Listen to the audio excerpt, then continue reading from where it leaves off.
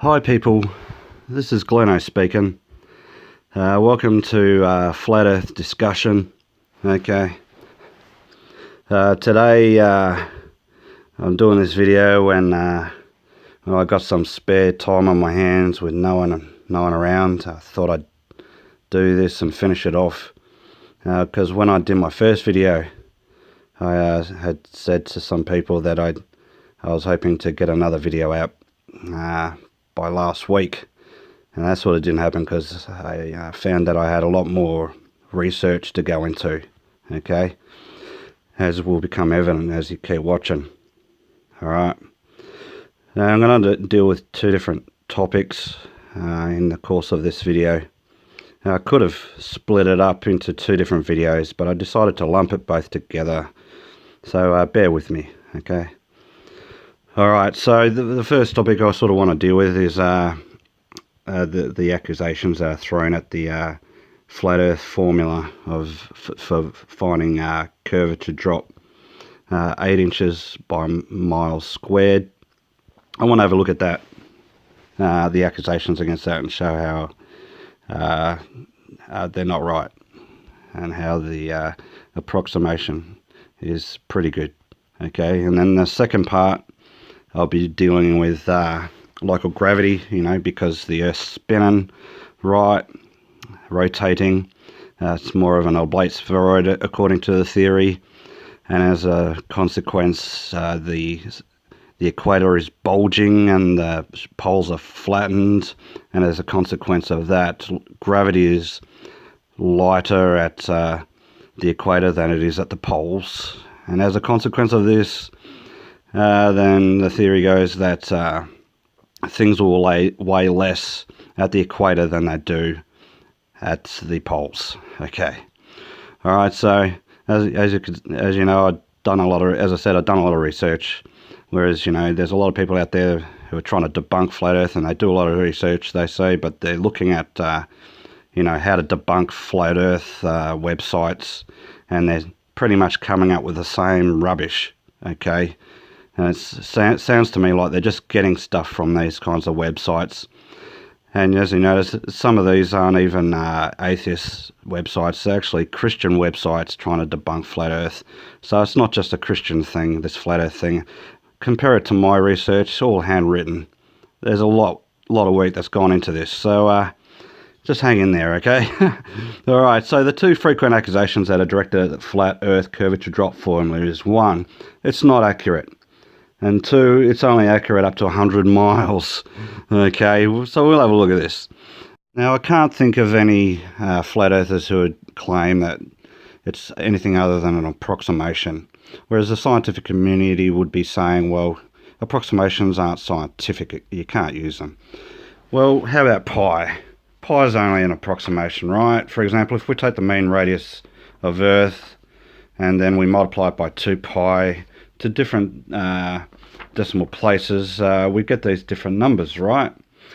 So for 3,959 miles, if we multiply that by 2 by 3.14, we get 24,862.52 miles. And if we go to the next two decimal places, we get 24,874.397 miles. So the more decimal places you get, the bigger the number will get. But then eventually, because of the decimal places, they will you will end up rounding up to a good approximation, a good proximate number, right? So but the reason why it's only an approximation is because you're trying to fit a triangle into a circle, right? I mean, as Euclid would say, cos triangles. That's the problem. That's why it's only an approximation. And he wouldn't be the only person who's tried to, like, fit squares or triangles into round holes, right? Okay. And another reason, another approximation is you get this dude called Bill Nye saying there's way more stars than grains of sand on every beach in the world put together. He reckons he's counted. But anyway, he hasn't really. But he acts like he has. Have a look at what this Australian dude's done. Use estimations, right, to find out how many stars there are, then how many grains of sand there are, right, in order to come up with his theory of how many grains of sand compared to stars in the sky. And he admits that he uses it's estimations or approximations, yet he calls himself scientific, right? And here we have Bill Nye. He's saying he's on Logan's Beach in Warrnambool, saying he's there to count the sand. Yeah, well, you can't use approximations. I mean, that'd be almost like looking at Australia, then looking at Japan and UK and saying there's more people in Australia because it's bigger, all right? Then you find out there's only 24.4 million people in Australia compared to 126 million in Japan and 65.4 million in the UK. Okay, then you have a look at this, and which ones are correct? You know, they can't even get the radius right, you know, of their oblate spheroid. So anyway, all right, so this is the formula that they use, right? And what they don't show you or concentrate on is the trigs, which I've circled here. But I don't think they claim that it's even 100% accurate. It's just an approximation. That's the old version, and they've updated the version to give it up to 3,959 miles. And you can see the trigs version down the bottom there, right? And so we're going to use those two, the 8 inches by mile squared. And then we're also going to compare it to the trigs formula. We're also going to compare it to this dude. He's saying that flat Earth, his math is wrong, right? 8 inches per mile squared, it's wrong. That's what he's saying. And this is his approximation. Right? Drop equals the square root of radius squared plus distance squared minus the radius. So we're going to have a look at that. Then we're going to compare it to this geometry that I got off, which a lot of curvature formulas use, this sort of thing. So we're going to be interested in 4 main measurements here to do with drop, okay? For calculating the drop, which is the m, which is the sine, multiplied by c times radius, etc. So we're going to be looking at these, and we're going to look at that drop, because the other parts of the equation, they look at the height that is hidden, okay, which is y, the y over in the right hand corner there. These are the angles and the distances we're going to be looking at, all right? So let's take a look at the following 2 formulas and compare them with the approximation, okay? We're going to have a look at this, and we're going to see how accurate they are, and then we're going to compare it to my geometry, all right? Okay, let's do it over some small distances. So we're doing it over 49.27 miles. The 8-inch formula gives us 1,618.3552666 feet, right? The square root formula gives us 1,618.70137 feet, right? And as you can look at the other equations and my own geometry, you'll notice, if you pause the video, you'll see that drop kick here is, I'll call him drop kick or dipshit, his square root formula does happen to be a bit closer, right? Now we'll look at 63.71 miles, and drop kicks is still closer to the geometry, okay? But we're going to go a bit bigger. I'll get you to pause the video and just do the maths and look at the numbers yourself, okay? We'll go bigger, and now as you can see, over 119 miles, drop kicks formula is a bit closer still than the 8 inches by mile squared to the actual geometrical equation, okay? But we will go even bigger than this, okay? I'll have a look. And then we look at 147 miles. Again, it's a better approximation than dipshits, okay? It's a much better approximation. It's actually closer to the geometry, okay? And then we look at even a bigger number, 243 miles. Dipshits is is off. Okay, it's off, whereas the 8 inches is a pretty good approximation. Okay, it's even closer to the actual geometry. Okay, so it's a good approximation at 243 miles compared to his. Then we look at 749 miles, and again, the 8 inches by mile squared is actually closer to the geometrical result than dipshits. Okay, it's even closer than his to the actual right number. All right, now let's go even silly. 2,473 miles. And as you can see here, dipshits square root formula doesn't even come close to the actual number compared to the 8 inches by mile squared. Okay, so for 2,473 miles, you get a big difference between these three formulas, right? And it looks like the 8 inches by mile squared is actually closer over longer distances than his silly formula, all right? Drop kick, right? So drop kick's approximation seems more accurate over shorter distances, but the 8 by miles squared is definitely a good approximation for longer distances. And of course, as you can see by this, I mean, over a 90-degree angle, you're not going to be able to see anything past a 90-degree angle anyway. So is this correct? No, it's bullshit. Okay, so we're going to look at local gravity and international trade next. The reason why I'm focusing on this is because other people have done stuff,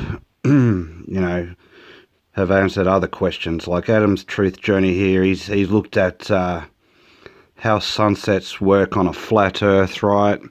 As you can see, the further away behind the refraction sheet that he's pulled his lighter, the lower the flame and seems to be, and even the lighter itself seems to disappear, even though it's on a flat plane, right, on the table. So, there's no point going over what other people have said. Okay, I wanted to find my own niche, all right? But he's done a good job here. He pulls away the sheet and he shows the light is still there. And then you got people that take on NASA, like, flat earth arsehole. I don't need to take on them. And then you've got people like Antarctic Warrior here, and see how he shared my video and it's got over 1,100 views. Beautiful. Yeah, I'm not going to go over the same sorts of stuffs. I'd rather do my own stuff. And here we've got some of the basis for what scientists base their so-called globe theory on, the work by Isaac Newton, talking about different gravity, and he's talking about how the equator is bulging and the poles are squashed, because he's compared it to Jupiter. So he's looked at Jupiter and he's seen observed that it's squashed and at the poles and bulging at its equator. So we must be the same. That's what he's sort of come to. And then he talks about how it's the latitude, and the increase of weight at different latitudes, So passing from the equator to the poles is nearly the reverse sine of double the latitude, or which comes to the same thing as the square of the right sine of the latitude, all right? So that's what he's talking about here.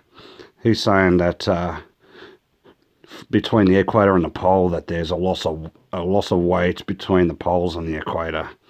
And here he's talking about the accelerated force, and talking about the weight in different regions, and talking about elevation in higher regions, how elevation even impacts gravity, right? This so-called thing, all based on pendulums, okay? And so he's always going to say cause local gravity.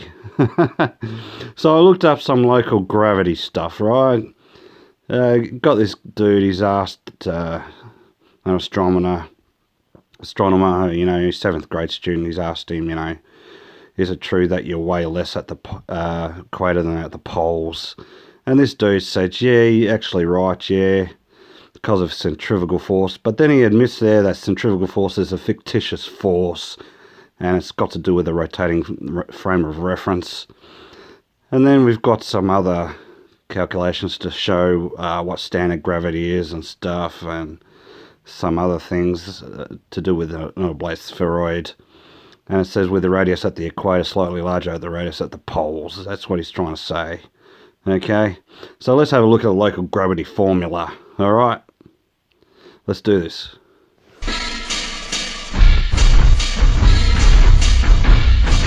So I looked up how you can calculate your local gravity, right?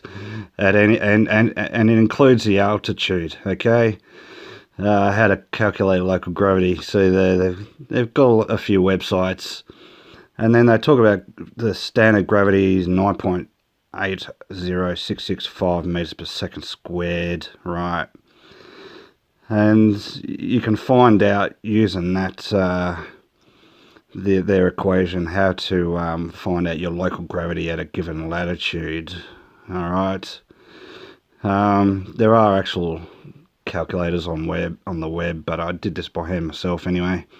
And then you can even see a tangential speed of any part on their globe Earth, you know. And this is what the gravity of Earth looks like. It doesn't look uniform at all, the way they've described it. So anyway, let's have a look at this. The local gravity formula and its breakdown. We've got the gravity equals that, right? And then there's the first part, which is the international gravity formula, right? Okay, and the second part's the FAC, which is a free air correction, all right, which is meant to correct for height or elevation, all right, going by the idea that gravity decreases as you go higher in elevation, all right. Now we've got these two oblate spheroids, okay, and on the left here I'm going to chuck the original theory, which gives us the North Pole and the South Poles having higher gravity than at the equator, and at the 45 degrees of latitude it gives us standard gravity of 9.08665 meters per second squared. And we look on the right there, see what the reality is. Well, Earth's actually got less gravity than Pontianak or Quito at the equator, okay? It's a total reverse. And if you're wondering how I got all these numbers, I sort of looked it up, the coordinates, say, of Quito like this, and then I looked up its elevation, okay? I did the same for all of them, even Fremantle Oval. Alright, I've got Fremantle Oval there, and then I even looked up on topographical maps, okay? And then if we take out the FAC part, alright, at Quito it gives us the same gravity as it did with it, which debunks itself. It shows that the FAC doesn't work, alright? And instead of seeing gravity increase as we move away from the equator, it actually decreases. Now, if we look at, we even decide to add some elevation to Quito. They're talking about they've got a proposed Tower of the Sun, right? And if we crunch the numbers using the 1600 meters for the height of the tower on top of the 2850 meters, we end up getting the same result. So it doesn't even work adding the altitude. Now, why it's flawed, if we plug in the numbers for poles of 90 degrees and the equator at 0 degrees and at sea level and 45 degrees latitudes, we actually get similar gravity at the poles and the equator, but we get less gravity at the 45 degrees, which makes the Earth look a bit like this, right? And as you can see, it looks like a fat guy, you know, with a big ass, all right, skinny middle. Anyway, Nikola Tesla said, today's scientists have substituted mathematics for experiments, and they wander off through equation after equation and eventually build a structure which has no relation to reality. Okay, and that seems to be the case here.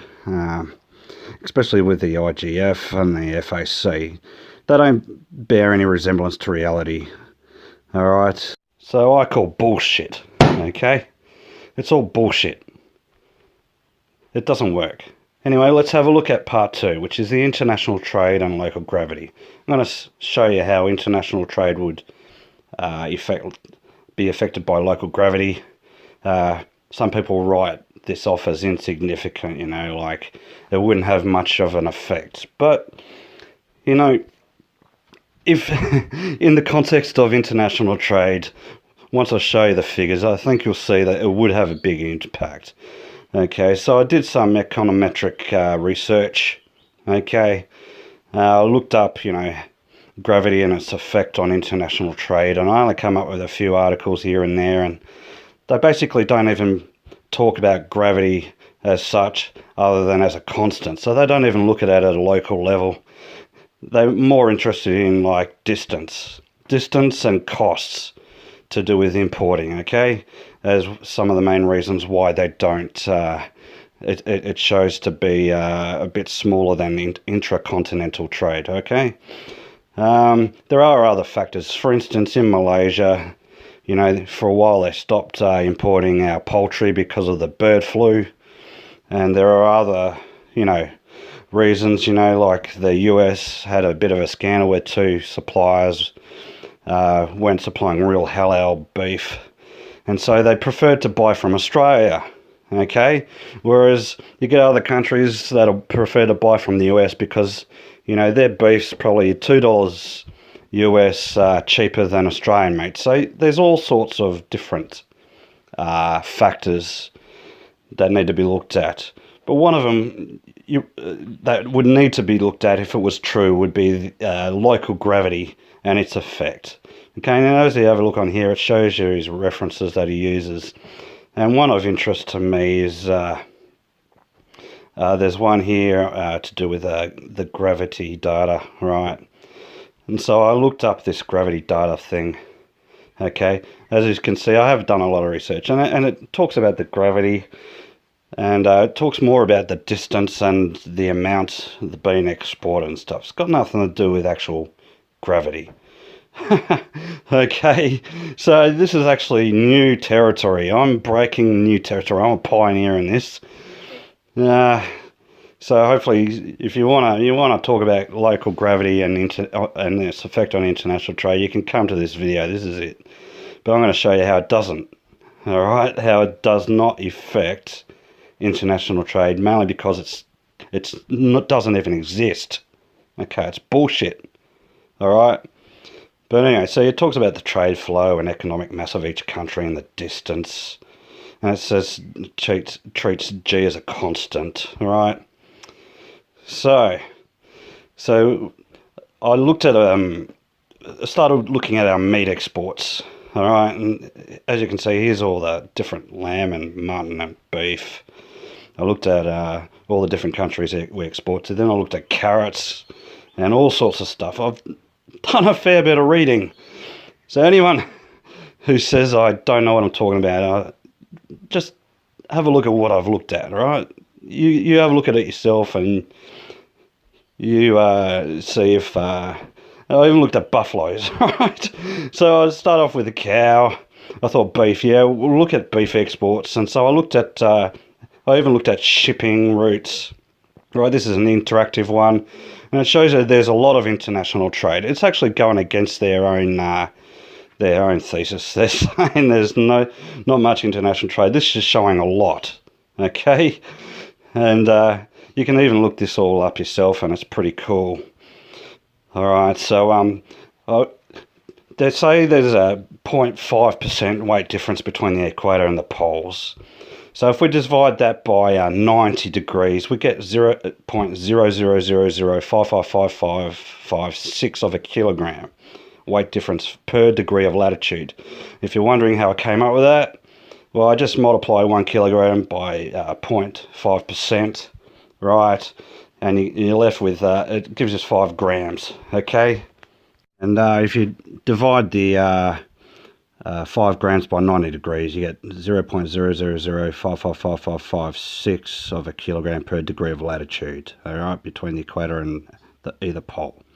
All right, and why is this? Because local gravity. Moo. All right. So, sorry. Anyway, we'll look at Charleville and Kuala Lumpur and Jakarta, all right? I take the latitudes of Kuala Lumpur and Jakarta, and I subtract them from Charleville, which is in Queensland, all right? And then what I do is I multiply them by the 0.000555556, which gives you the difference, latitudinal variation of a kilogram, all right? And then I looked at the meat sales to Malaysia and then to Indonesia in tons. I then converted them into kilograms later, but I show how I divided by 365.25 days to show how many kilograms per day, right? And then I did the maths, and I did the maths to show the difference between how much it weighs in Australia and how much it weighs in Jakarta and Kuala Lumpur, respectively, right? And then I did the maths to show how much they lost per day, and then I have a look at this, all right? You can see the tons that it weighs, how much it weighs in Australia and how much it weighs in Kuala Lumpur or Jakarta. There is a problem. They're missing some tons. So let's put it in economic terms, right? For a loss for the year. As you can see, one's lost $95,000 worth, and the others lost about $263,000 worth, right, over the course of the year. All right, and all because of local gravity. Moo. I call bullshit. Okay, it's rubbish. All right. Anyway, so I looked at lamb as well as mutton, right? Because it wasn't giving me the figures I was after that I thought would be persuasive. Okay, and I did it also over a 5-year period to try and get some bigger figures. All right, then I looked even into wheat and tried to look over that, and then poultry over a 5-year period. And then I even looked at buffalo, which I talked about earlier, and then even seafood. I looked at our seafood exports, okay? And then I looked at the goat export, which seems to be increasing, and sugar even. But even that wasn't giving me enough, so I went for carrots. All right, looked at carrots. I looked at this over a 5-year period, and also from different places like Papua New Guinea and Singapore, etc. So it wasn't just Jakarta and Kuala Lumpur. And it still wasn't giving me the numbers I thought would be persuasive. So I thought gold. All right, that was my next thought. Try gold. So we're going to have a look at the international gold export data, all right? We're going to look at export between UK and Switzerland, then Switzerland and China, Switzerland and Hong Kong, Switzerland and India, Switzerland and Thailand, Switzerland and Singapore, and Switzerland and the UAE. And I got this data from the goldcharts.com website, okay? So I've got all the latitudes here of the capital cities. Could have used Shanghai instead of Beijing, but I thought Beijing gives me a smaller number. You know, Shanghai being further away from Switzerland would give us a bigger number, so I went for Beijing. All right, so the method for calculating the local gravity, right, and the impact of it on international trade, I take the latitude of the exporter and subtract the latitude of the importer, right? In this case, UK, and we subtract the latitude of Switzerland, we get 5.1757. And then we multiply by the weight variation, right, of 0.000555556 per degree of latitude, and it comes to this number that I multiply by the dollar amount, which gives me the loss incurred over those 5 months, okay? And then I multiply the net weight of the gold exported in kilograms by an average price per kilogram of $53,350 AUD. Then I multiply the amounts paid by latitude variation calculated to find the loss. And then finally I add loss from gold export transactions for each month to find the total.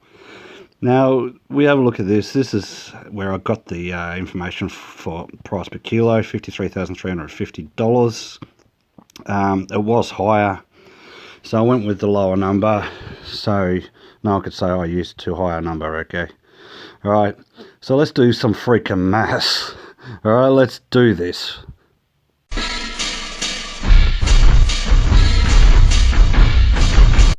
Okay, so looking at the transactions between UK and Switzerland starting from November 2016. In November they exported 46,100 kilograms, and we multiply that by the dollar amount and we get a loss of $707,000, right? Okay, and then we go to December. There's 151,900 kilograms, multiply that by that dollar amount, and then we do the maths, and it gives us a loss of over 2 million, right? 2.3 million. Okay, then we look at January 2017, exported 84,400 kilograms of gold. All right, and that gives us a nice loss of $1.2 million dollars worth. All right, and we look at February 2017, 30,700 kilograms of gold. All right, multiply all that and do all the maths, and it gives us a $470,000 loss, okay, for that month. And then we look at March. 25,600 kilograms of gold was exported. We do the maths, and it gives us a pretty big loss of $392,709,000, right, for that month. Okay, so if we were to do the total, it comes to $5,195,729.8023 loss incurred by Switzerland over 5 months due to imaginary local gravity. Okay, 5 million bucks. All right, but let's suspend our judgment for the moment and take a look at the gold exported by Switzerland to the 6 countries I mentioned earlier. Okay, so we'll get a fairly decent amount when we add all this up. So we look at Switzerland to China. There you go. That's how I worked out our the weight difference between the 2 latitudes, right? By subtracting China's latitude from Switzerland's and then multiplying that by the latitudinal weight variation, right? So in November to China, Switzerland exported 30,100 kilograms, all right, which gives them a $573,000 loss. Okay, it doesn't sound much. All right, but let's have a look at December. Then this is because of Chinese New Year. So anyway, in December, they gold exported was 154,100 kilograms, and it gave them a $2.9 million loss in that month. Okay, just that month alone. All right, so then we go to January 2017, 17,800 kilograms with a $339,097 loss, right? And then we go to February. There's 21,500 kilograms exported, which gives you a $409.5 thousand loss for that month. Then we go to March. 24,000 kilograms of gold exported, which equates to $457,000 loss for that month. And the total loss for the 5-month period was over 4 million, right? 4.7 million incurred by China over 5 months due to imaginary local gravity. Okay, and then we look at Switzerland to Hong Kong. November, 44,400, right? Which gives you a $3.1 million loss. Okay, then we look at December. 38,900 kilograms were sold, which gives you a $2.7 million loss. All right, December was A bad time for Hong Kong. Then we look at January 2017, 21,600 kilograms, which is a $1.539 million loss to Hong Kong. Okay, then we look at February. There's 7,200 kilograms that were sold. $513,000 loss in February. Okay, so not having a good 5 months. Then March, 24,300 kilograms of gold was exported, which gave a $1.7 million loss to Hong Kong. Okay, big loss. So if we add all these losses for the 5 month period, we end up with a $9,720,910 loss incurred by Hong Kong over 5 months due to imaginary local gravity. Okay, now let's look at India. November, we get 61,300 kilograms, which gave them a $3.2 million loss on weight. Okay, December was 21,100 kilograms, which gives them a $1.1 million loss for that month. All right, we're talking big numbers here, much bigger than beef. All right, then we look at January 2017, 26,400 kilograms of gold exported, and we get a $1.3 million loss for that month. Okay, that's a pretty big loss for that month, but you might have thought that given those losses that India would stop importing gold from Switzerland. But let's continue with the figures for February and March, shall we?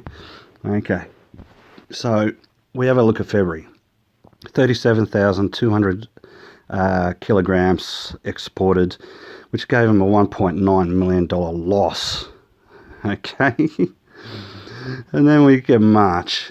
All right, 55,600 kilograms of gold exported, which gave them a $2.9 million loss, approximately. Right, using those figures. So a total loss for India is 10,586,748.3251 loss incurred by India over 5 months due to imaginary local gravity. That's a big loss. Okay, let's look at Switzerland to Thailand. In November, there was 4,500 kilograms of gold exported, with a loss of $434,000 worth. All right. Then in December, there was 10,200 kilograms exported, with a $984,000 loss. Okay, which is pretty big for Thailand. Poor Thailand, right? And then in January 2017, there was 13,800 kilograms of gold exported, with a $1.3 million loss. Yeah, that's right, $1.3 million loss for Thailand. All right, then we look at February. There was 3,400 kilograms exported, which gave them a $328,000 loss for that month. All right, then we're looking to March. There was 3,600 kilograms of gold exported, which gave them a $349,000 loss. Okay, so when we add that all up, we get a total loss for those 5 months of $3,429,151.7599 loss incurred by Thailand over 5 months due to imaginary local gravity. Okay. All right, let's look at the gold exported to Singapore. In November, there was 10,100 kilograms of gold, which led to a $1.3 million loss on their behalf in November. Okay. Then in December, there's 22,900 kilograms of gold exported, which gave them a $3 million loss. All right, $3 million. Okay, it's not a drop in the ocean. All right, then we've got January 2017.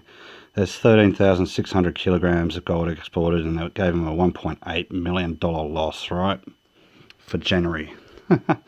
Poor Singapore. Then we go to February, and there was 2,800 kilograms exported, all right, which gave them a $373,794 loss. Okay. Then we go to March. There was 6,100 kilograms of gold exported, which gave them an $814,000 loss for that month. So if we add all the 5 months together, we get a $7,409,133.4895 loss incurred by Singapore over 5 months due to imaginary local gravity. All right, let's go to the UAE. it's not as much, but November they exported 2,400 kilograms of gold, which gave them $149,000 loss. Okay.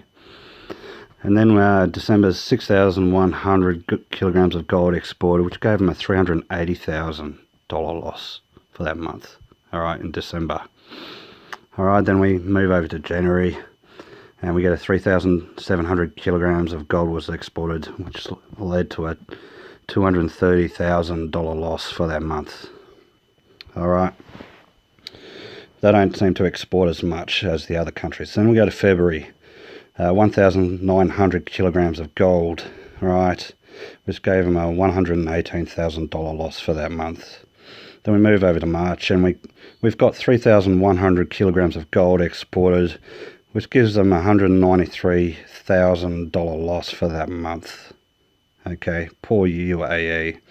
Then we add all those together, and they get a $1,073,346.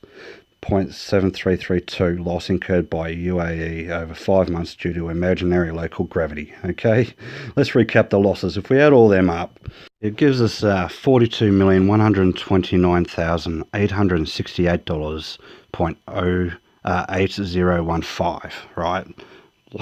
Loss due to a local imaginary gravity, right? Why did they suffer that much loss? Right, because of local gravity. Rubbish. I call bullshit, okay? There's no such thing as local gravity, alright? According to these figures, the international gold trade debunks spinning ball with local gravity, alright? It debunks it. It's bullshit, okay? Alright, so as you can see, it doesn't represent reality. These figures go to prove that these things aren't real. As Lawrence Stern wrote in Tristram Shandy about Tristram's father, he says, "My father was serious. He was all uniformity. He was systematical, and like all systematic reasoners, he would move both heaven and earth and twist and torture everything in nature to support his hypothesis." That's pretty much what physicists and scientists do nowadays. Okay, they get the hypothesis, and they twist all the facts, and they twist all the data, and they twist everything to try and fit their hypothesis, and it doesn't work. You know, I mean, using their own math, I showed that doesn't even work. You know, their own math doesn't work to do with local gravity. I even showed that there would be a huge loss incurred in international trade if there was such thing as local gravity. Okay, international trade would not even exist, because there'd be too much loss incurred on top of the transport fees and you know, everything to do with costs and import duties and stuff. It just wouldn't happen. Okay, I mean, no one will want to do international trade, right? If it was going to cause this much loss. So I'd say that's totally debunked. All right. Now, that's why I concentrated on this particular aspect. I mean, I could have tried to debunk NASA, right? I mean, you look at this guy in the ISS, right? He's on his treadmill, and he's got this harness holding him down because he doesn't want to fly off or anything like that. But then you have a look at that pair of scissors, right? It seems to be defying gravity. What's the point, you know? That thing should be flying up and hitting him in the nuts, okay? And then you got this guy, he's on the ISS, and it's moving at 170,000 miles per hour apparently in orbit, yet he's not phased at all, is he? He just seems to be like waving, saying, "Hi there," you know. And then you got this guy who's actually trying to do some maintenance on the ISS. I mean, if I could get someone to do maintenance on my car while I'm traveling at 110 kilometers per hour, I'd be happy, right? I could have debunked the heliocentric model, you know. I mean, you have a look at this picture here, and it's the helical. See how it's not to scale. I mean, it's all science fiction. It's not real, mate. I mean, look at it. It's not even to scale. Okay, it's not even realistic. Even this one, it's not realistic. I mean, it's definitely not to scale. This one's not to scale, and it's showing a little planet going in front of the sun, which would be obliterated. And look at this. Look at how they try to ascribe it. How close that that planet would be to the sun. It's not even to scale. It's not realistic. It doesn't describe reality. Whereas you have a look at my picture here, that's actually to scale. There's the little sun on the left and the even smaller Earth. That's how much distance there would be between it. And then I could have debunked Don Petit, right? Now he reckons that we can't go to the moon anymore. We used to be able to, but we can't because the technology was destroyed, right? He's basically admitting that they're not as smart as the NASA scientists of the 1960s who put this piece of shit on the moon, right?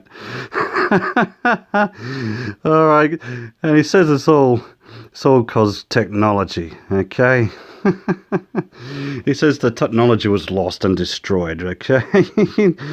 They're not as smart as they used to be, okay? That's bullshit, okay? Absolute bullshit. I call bullshit on this one. I could have debunked Einstein's relativity, all right? I could have had a real go at I might do that next video. And even the idea that the sun, the closest stars are like 40 trillion kilometers away from us. I could have debunked that, even though, you know, this apparent satellite picture or two of them show the stars between the satellite and Earth. Some people will say it's space junk, but this is black and white rubbish. Okay. Oh, it's because they're fixed. These stars are fixed, right? Even though they're still moving with us. Anyway, if you have a look at this, I decided to do this one experiment. If you have a look what I've done, I've got a container, just a microwave container. I've put water in it. I've tilted it by putting one end on another, the other end of on another smaller container. And as you can see, I've if you can see what I'm trying to do here, you'll understand. I mean, I've got a shaker top, a shaker lid off my Himalayan rock salt, right? It's just sitting on top of the water. It's not moving. I mean, you'd think that, you know, if water does sort of conform to a convex shape or to a tilt, then this thing would just be flowing, but it's not. It's level. That's right. Water maintains its level. It seeks the lowest place and then it maintains its level. All right, it finds its level. That's why they call it sea level and not sea curvature. Okay. Yeah, don't be stupid. Look at that, it's not even moving. I've had it for over a minute. It's just sitting there, level. Alright? It's level as. It's more level than my face, okay? Sorry, I just had to put that joke in there. My face isn't very level at all. It's close, but it's not close. It doesn't get the gold medal. So all in all, there's a lot of things I could have, you know, used to debunk the globe birth, but I thought, you know, the gold export would do it.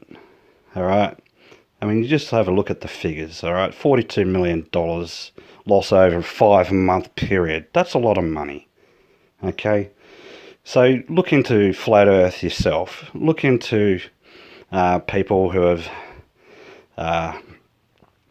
put out different videos. Have a look at them. Do some research for yourself. Have a look at curvature, or look for curvature, the fake curvature, all right? And I just want to thank you for watching, okay? Peace out.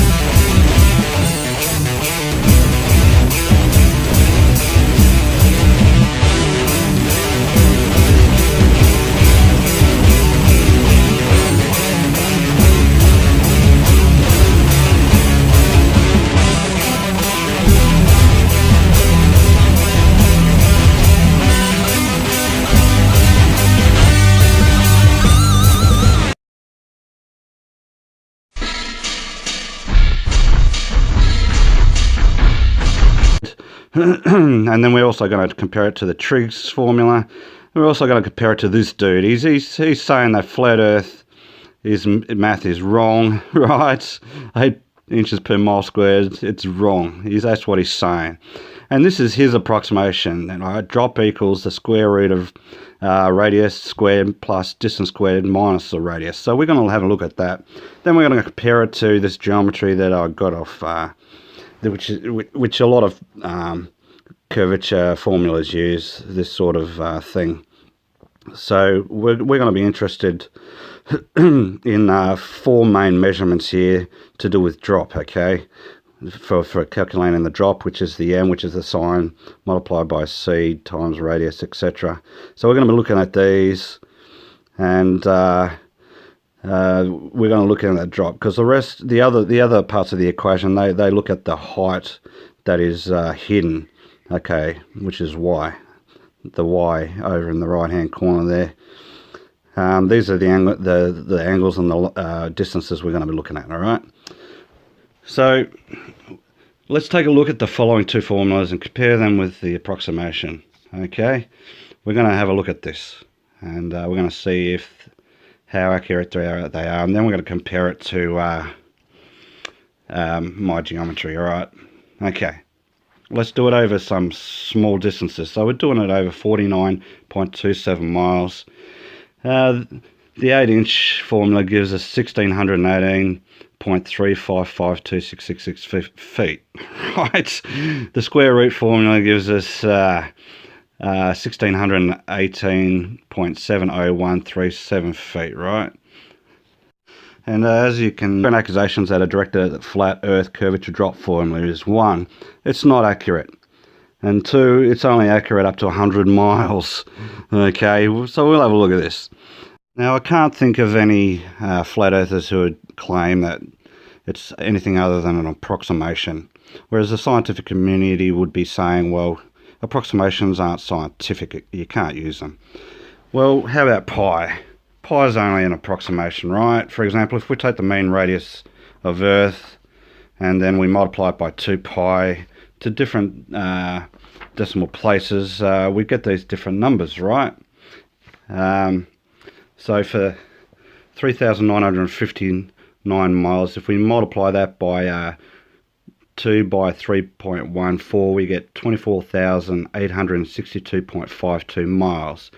And if we go to the next 2 decimal places, we get 24,874.397 miles. So the more decimal places you get, the bigger the number will get. But then eventually, because of the decimal places, they will you will end up rounding up to a good approximation, a good proximate number, right?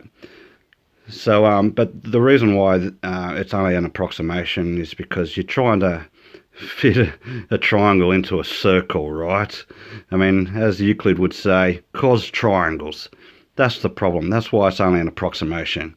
And he wouldn't be the only person who's tried to, like, fit squares or triangles into round holes, right? Okay.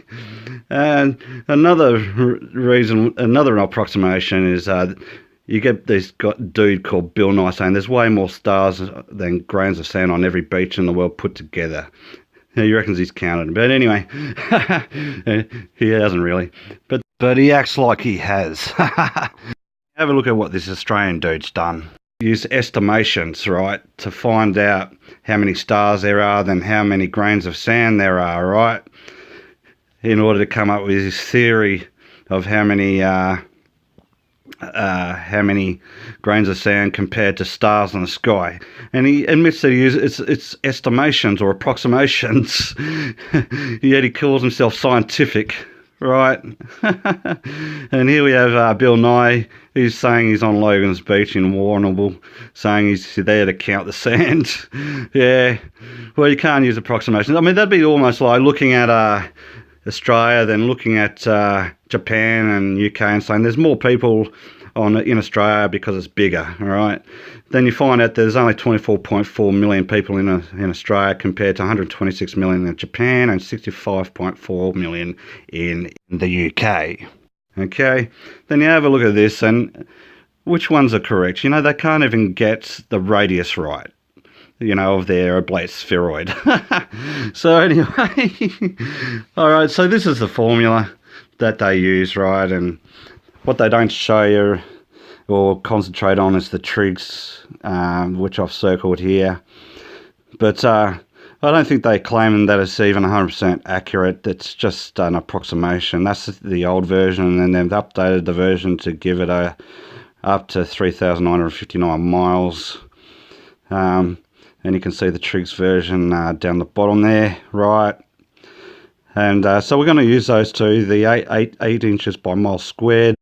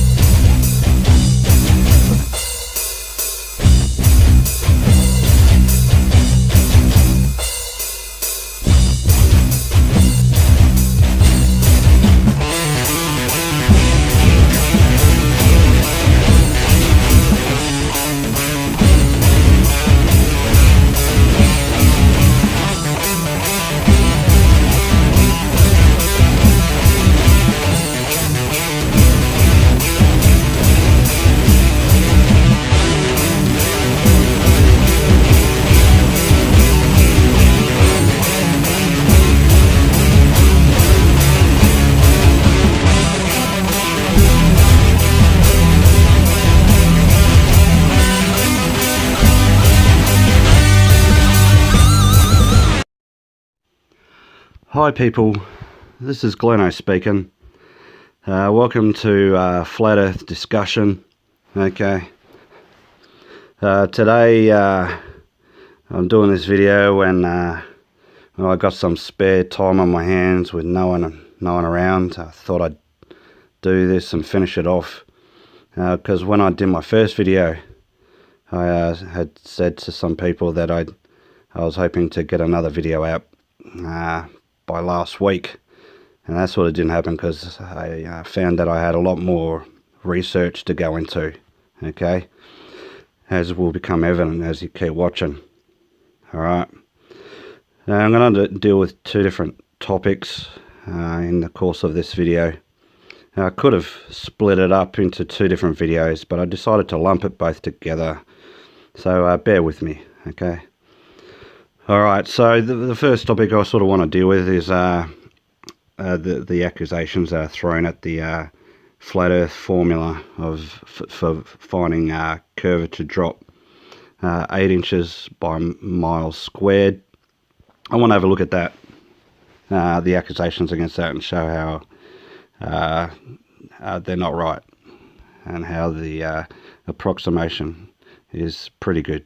Okay, and then the second part I'll be dealing with local gravity, because the Earth's spinning, right, rotating.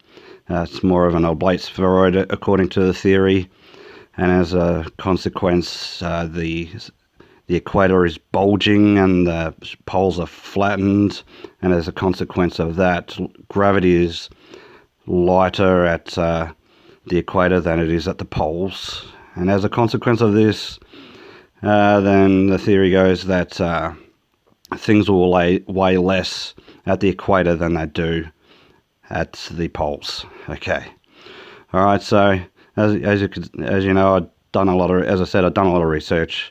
Whereas there's a lot of people out there who are trying to debunk flat Earth, and they do a lot of research, they say, but they're looking at how to debunk flat Earth websites, and they're pretty much coming up with the same rubbish. Okay. And it sounds to me like they're just getting stuff from these kinds of websites. And as you notice, some of these aren't even atheist websites. They're actually Christian websites trying to debunk flat Earth. So it's not just a Christian thing, this flat Earth thing. Compare it to my research, it's all handwritten. There's a lot of work that's gone into this. So just hang in there, okay? All right, so the two frequent